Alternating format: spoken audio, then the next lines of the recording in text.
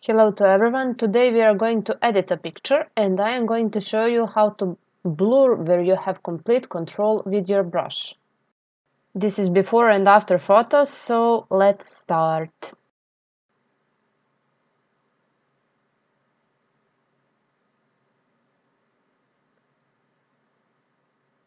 We will make 3 copies of our photo. Go to Select, Subject.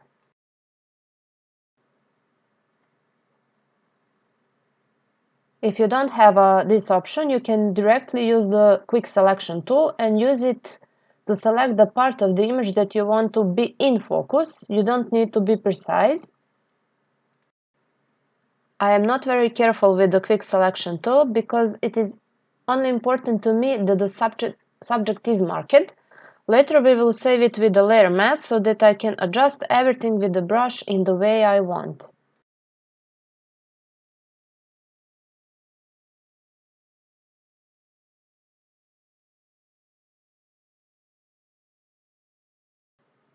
When you are satisfied, select and mask.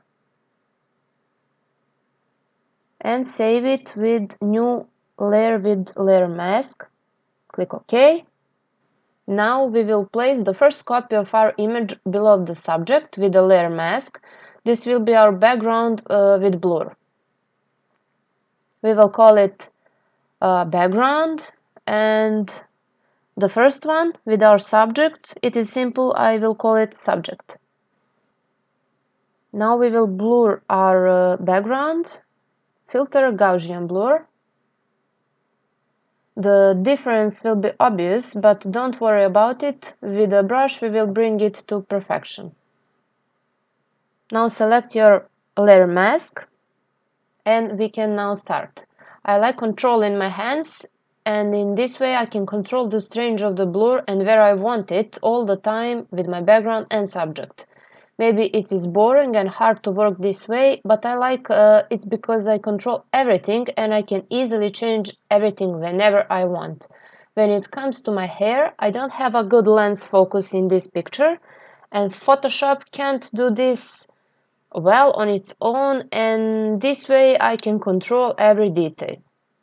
Control the strength of your brush depending on the mistakes to make the composition as good as possible.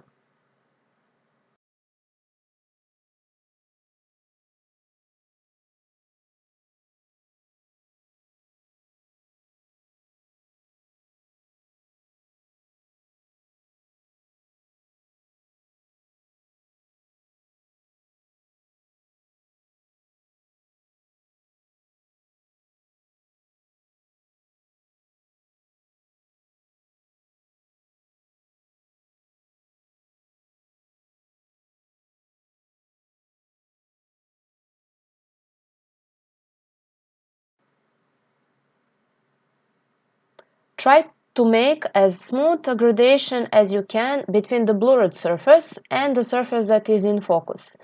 Reduce the strength of the brush and make it as large as possible. That way you'll make a more natural transition.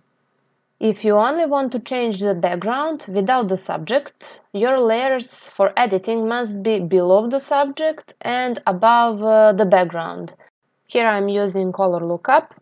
I want to make a shadow and some lights in the same time. And this photo I will use for amazing effect. So select her, put here, and it must be below our subject, like you can see. We will change it to screen,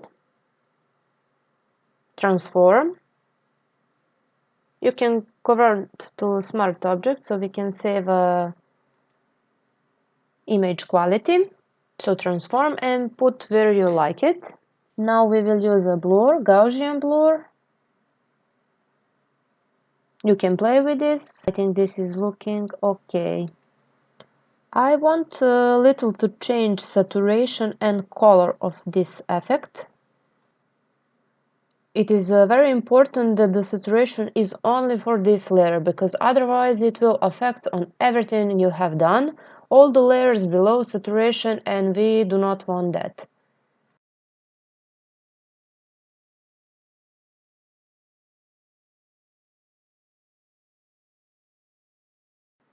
As you can see, the transition from the blurred surface to the focused surface does not work very well with light. I made a new layer below the subject and the new one in front of our subject. I used only black color of the brush, normal blending mode. I went back to my layer mask, as we are still controlling it, and made some more changes to make our gradation better and more natural with blur. With a black brush we make a blur, and with white brush we restore the sharpness. A larger brush with less strength creates a better composition between the strongest blur surface and the area in focus. You need to have as good a transition as possible.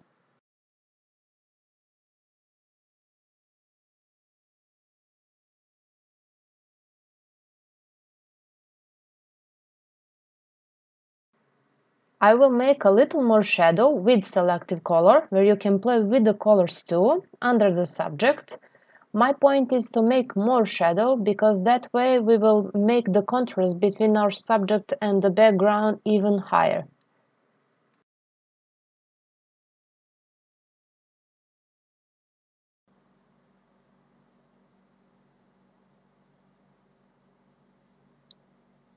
I will duplicate this layer with Ctrl J, and with Ctrl I will invert and put just little more shadows with the white brush on places where I need it, just little more.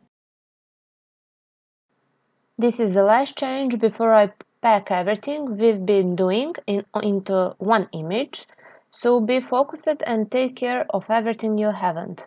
Of course, you can save everything you've done as a project, and if you missed something, you can go to this part and change it.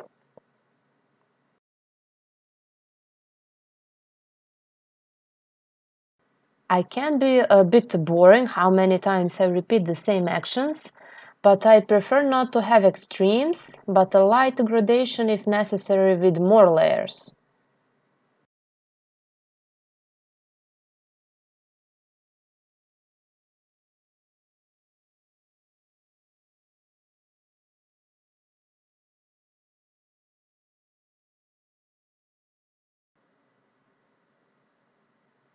Now if you're done, we will make a new layer and all our work we will put in one.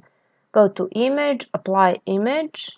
You can see here what you need to have, and then click OK. Now let's go to Camera Raw. Here I want to highlight our subject a little more, but this time we will do opposite. We will not darken the background, we will add a little more exposure and highlights in the center of our image. I want to highlight our subject just a little more. Only make basic changes if you need them and save. Click OK. Don't use any serious effects or presets like I tried. I will explain you why. Click OK, and now we will go again to Camera Raw.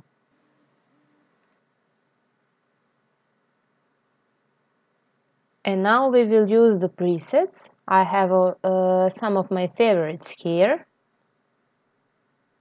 When you are satisfied with one of them, click OK. Now we will put a layer mask. If we had done it earlier, we would have changed the basic changes with the presets, which was not my intention because I wanted to keep the basic changes. This way, with the layer mask, I only affect on the presets. I hope you like it and that I helped. See you on the next video.